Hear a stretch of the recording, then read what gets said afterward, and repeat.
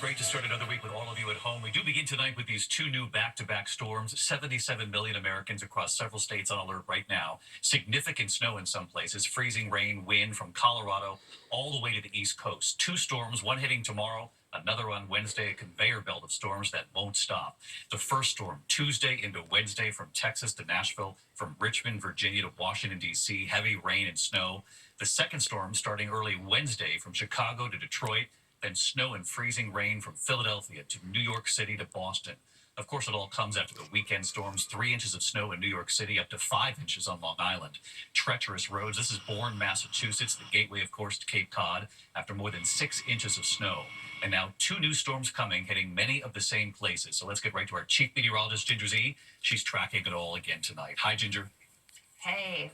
Hey there, David. Washington, D.C. has already had 8.4 inches of snow this season, which is average to date. They're about to surge past that tomorrow. So 24 hours from now, they'll be well into it.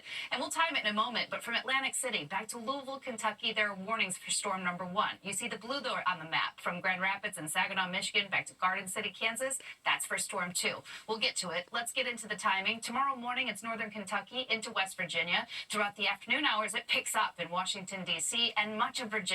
We're talking Roanoke starts as snow and then switches over. If you want the heaviest totals, you'll probably do a Charlottesville, somewhere with elevation, over to Fredericksburg. But Delaware, you're in it. Maryland, too. You're done with that one by 7 a.m. Wednesday. The next one starts up same time. Kansas City really gets going. Winter storm warning. They're actually above average for the season so far. Chicago has only had 10 inches. They're 15 inches short of where they should be to date. But they're going to get their biggest of the season, and then we'll start frozen. But by Thursday morning, David, here, it's rain.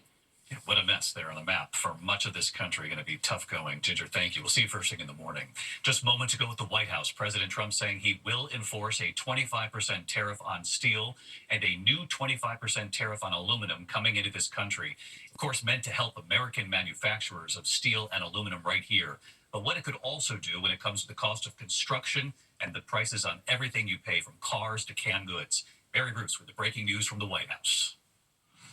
Tonight, President Donald Trump launching a new front in his trade war, pledging to enforce the existing 25% tariff on all steel imported into the U.S. and raising the tariff on aluminum to 25%. It's 25% without exceptions or exemptions, and that's all countries, no matter where it comes from, all countries. If made in the United States, however, United States of America, there is no tariff, zero. So if it's made in the United States, there is no tariff. All you have to do is make it in the United States. The move has the potential to help domestic manufacturers of steel and aluminum, but could raise costs for some businesses and ultimately American consumers. Experts warning packaged goods, construction materials, and cars could end up costing more. And other countries are likely to retaliate with their own tariffs on American goods. The president now promising if that happens, he'll just impose even more tariffs on them going forward. Very simply, it's if they charge us, we charge them. Trump's move on trade only one of the ways he's upending the international order in his first month in office. He's also doubling down on his plan for the U.S. to take over Gaza. I'm committed to buying and owning Gaza. But his administration still hasn't explained how. The White House says American taxpayers won't foot the bill, and Trump has promised no soldiers by the U.S. would be needed. And he's making it clear the Palestinian people would not have the right to return to their homeland. Think of it as a real estate development for the future. It would be a beautiful piece of land. Would the Palestinians no have the big right to money return? spent. No, they wouldn't, because they're going to have much better housing, much better. In other words, I'm talking about building a permanent place for them. So a permanent place elsewhere, doubling down on that in that interview with Fox News. I want to bring in our chief White House correspondent, Mary Bruce, tonight. And Mary, you reported there the president, of course, doubling down on owning Gaza. We also know that Hamas is now saying it is suspending the release of more hostages. The president weighing in on this tonight at the White House? David, just moments ago, President Trump saying that if Hamas doesn't release those remaining hostages by midday Saturday, then he thinks that ceasefire deal should be canceled, saying, quote, all bets are off, adding if they're not here, all hell is going to break out. David. Mary Bruce at the White House. Mary, thank you. There's another developing headline involving President Trump at this hour. A judge extending his block on the president's effort to get millions of federal workers to resign, to take a buyout, or risk getting fired. Tonight, the vice president and Elon Musk are now openly questioning the authority of some of these judges. And now the Consumer Financial Protection Bureau has been halted. Workers told to stay home. Protests outside today. The Bureau set up to protect Americans from banks becoming too big to fail and to protect against risky mortgages and other financial products after the banking collapse and Great Recession. So is the Bureau's work protecting consumers over? Here's our senior political correspondent, Rachel Scott, tonight. Tonight in Washington, frustrated workers at the Consumer Financial Protection Bureau demanding to be let in to do their jobs. After Elon Musk essentially shut down the agency, posting on X, CFPB, RIP. The Bureau, the government's consumer watchdog, created after the 2008 financial crisis and housing crash to protect American families from unfair and deceptive practices on everything from mortgages to credit cards to bank fees and student loans. But this morning, employees got an email from White House Budget Director Russell Vought saying they should not come into the office and instructing them, please do not perform work tasks. You show up to work on Monday morning, excited to get started on the week. I had an agenda of things that I was ready to do to fight for American consumers. And to be told that I'm not supposed to do that is heartbreaking.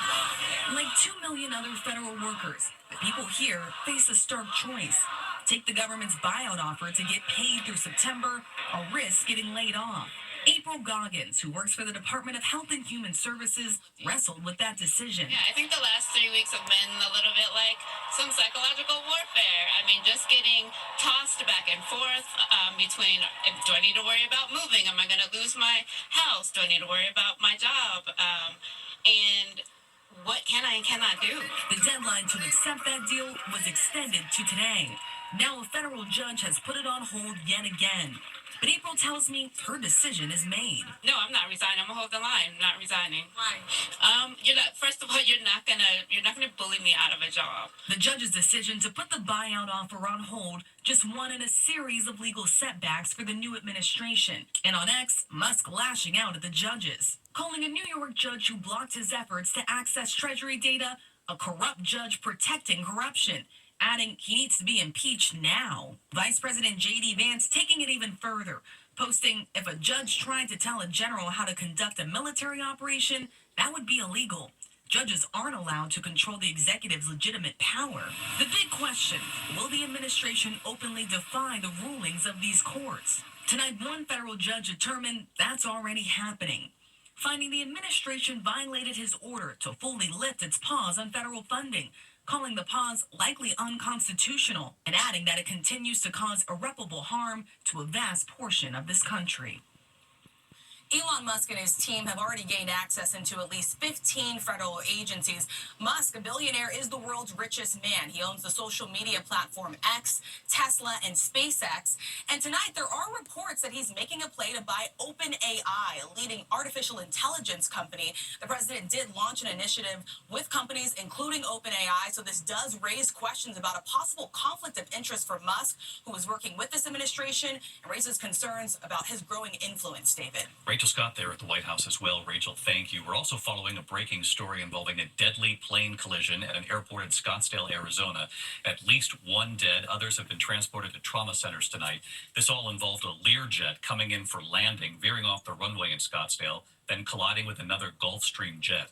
Authorities say at least one person has died. Multiple people now taken to that hospital. The airport issuing a ground stop there. We turn next tonight to two young American women visiting the Bahamas. They were attacked by a shark at a popular resort. Authorities say the young women were swimming together at Bimini Bay when they were attacked. One of the victims now in need of a third operation. Here's Victor Akendo. Two young American tourists lucky to be alive tonight after sustaining serious injuries from a shark attack in the Bahamas. The women from Florida swimming in popular Bimini Bay around 6:30 Friday night when they were bitten in the leg, according to a Facebook post from the father of one of the girls. He says they jumped off the boat hand in hand and were swimming back to the ladder and were attacked by a shark, adding that he was doing his best to save their lives, people nearby rushing in to help to stop the bleeding, even tying tourniquets. They were airlifted to a nearby hospital in New Providence. Tonight, they're back in Florida. The mom of one of the girls telling ABC News she needs a third surgery to put her leg all together. Although rare, most shark attacks in the Caribbean occur in the Bahamas. Just last year, This 24-year-old on a fishing trip in the southern Bahamas was attacked by sharks when he fell into the water. Next second, I'm in the water with, a lot of sharks. I knew immediately I got to get back in the boat or this is going to be really bad. And in 2023, an American tourist was killed by a shark while paddleboarding near the popular Sandals Royal Bahamian Resort. And David, in that Facebook post, the father writing they were half an inch away from losing their daughter. Thankful this wasn't worse. David? Victor Akendo on this tonight. Victor, thank you. Also tonight, the image just in here of the reporter who was sent to cover the Super Bowl, but who was found dead in his hotel room before the game even happened. Tonight, the Daily Mail with the last known images of him so far. A woman has been arrested in the case, and what they say happened. Here's our senior investigative correspondent, Aaron Katursky now. These are the last known images of Adon Manzano, showing the Telemundo sports reporter entering a Louisiana hotel at 3:46 a.m. last Wednesday. 12 hours later, he was found dead. The woman seen with him is Danette Colbert, who is now charged with using his credit card after he died. The surveillance images obtained by DailyMail.com. Tonight, police said they're working to determine whether Manzano was drugged before his death. They said Colbert has a history of drugging men. Ms. Colbert has quite a record and rap sheet for confidence games. Ms. Colbert's criminal history does include 2 instances where she drugged a victim. Since the 48-year-old's arrest, police said they've been contacted by people claiming to be her victims. Police have not said where they believe she met Manzano, but she is believed to be the last person to see him alive. The 27-year-old widowed father of a 2-year-old was in New Orleans to cover the Super Bowl. And tonight, David, police say they're waiting on toxicology reports and other forensic evidence to determine if Manzano was drugged and whether Colbert should be charged with murder. David? All right, Aaron Katursky reporting. Aaron, thank you. To the economy, and tonight, egg prices continuing to rise, and now the egg shortage here in the U.S. with bird flu spreading across this country. Trader Joe's, for one, now limiting how many eggs a customer can buy. There are reports others are doing the same. A line of cars around the block right here waiting to buy eggs. This is at a California farm. And thefts now being reported from Washington State to 100,000 eggs stolen in Pennsylvania. Here's our chief national correspondent, Matt Gutman. Tonight, with the price of eggs skyrocketing from bird flu, shortages are growing from coast to coast. From empty shelves at this BJ's Wholesale outside New York City to Chino, California, where cars wrapped around city blocks outside a local farm. And many are flocking to local farmers markets. How much would you say demand has gone up? Like, super high. Times 2, times 3? Times 5, probably. Some chains like Costco and Trader Joe's are limiting the amount of eggs customers can buy, and at stores with eggs on the shelves, sticker shock. It's like $10 a carton. I'm like, what? Eggs are now so valuable they've become a target for thieves. In Seattle, a surveillance camera captured suspects entering a shed behind Luna Park Cafe, where police say they stole more than 500 eggs. Pete and Jerry's Organics had to beef up security after thieves stole 100,000 eggs from their farm in Pennsylvania. Those suspects still at large. Bird flu has impacted tens of millions of farmed chickens, sending egg prices up 65% in the last year. The Waffle House chain is adding a 50-cent surcharge per egg. In Los Angeles, Cantor's Deli has been in business for over 100 years now. So basically, just to explain this, you went from $5,000 a month a few years ago to now at least $23,000 to $25,000 a month for eggs. Yeah, for pretty much the same product, for the same amount of eggs. And they are drowning under those costs. A business has been in business for 105 years, now can't break even. Not just simply because of the eggs. That's enough to do it. And David, the Department of Agriculture projects egg prices will increase again by about 20% this year, and we're told that it will be at least another 6 months before egg prices stabilize, David. And really important to hear the real-world impact that you brought to us there tonight on all of this, Matt. Thank you. When we come back, the fire and explosion at a plant outside Pittsburgh, reports of multiple injuries in the images, and then the disturbing pictures tonight. A father accused of storming the ice right here, knocking down 2 teenage referees. And what police are now saying about this tonight.